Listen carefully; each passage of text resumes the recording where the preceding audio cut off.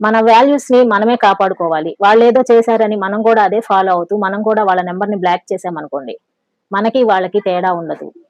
కాబట్టి మీకేదైనా సమస్య ఉన్నప్పుడు వాళ్ళతో డైరెక్ట్‌గా మాట్లాడి పరిష్కరించుకోవడానికి చూడాలే కానీ, వాళ్ళ నంబర్‌లను బ్లాక్ జేసేయటాలు ఇట్లాంటి చీప్ టెక్నిక్స్ అస్సలు ఫాలో అవ్వకండి.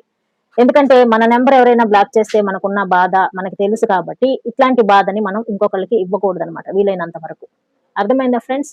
వాళ్ళ నంబర్‌ని అలానే ఉంచండి. ఒక్కసారి కనుక వాళ్ళు మీకు ఫోన్ ట్రై చేసినప్పుడు నంబర్ బ్లాక్ లిస్ట్‌లో ఉంది అని కనిపెట్టారనుకోండి, మీ మీద ఉన్న ఇంప్రెషన్ మొత్తం తగ్గిపోతుంది. ఇంట్రెస్ట్ అంతా తగ్గిపోతుంది. ప్రేమ కూడా తగ్గిపోయే ఛాన్సెస్ ఉంటాయి.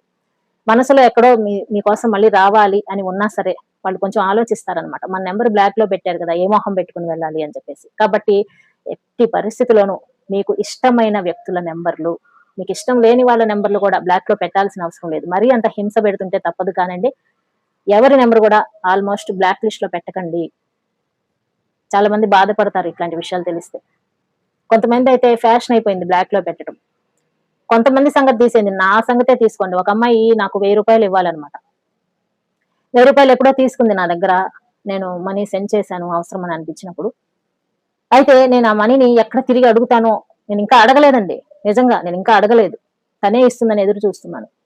నేనెక్కడ అడిగేస్తానోనని భయపడిపోయి నా నంబర్ బ్లాక్ లిస్ట్‌లో పెట్టింది. ఇది నిజంగా జరిగింది. నాకైతే చాలా ఆశ్చర్యం అనిపించింది.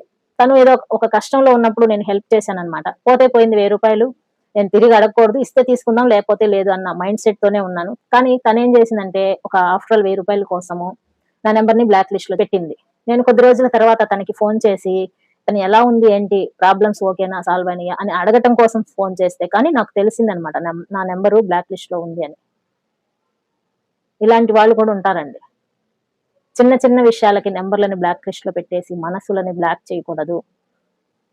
ఇక ఆ రూ. 1000 నేనింక తీసుకోలేదు. వదిలేసాను. పోతే పోనీ అని చెప్పేసి.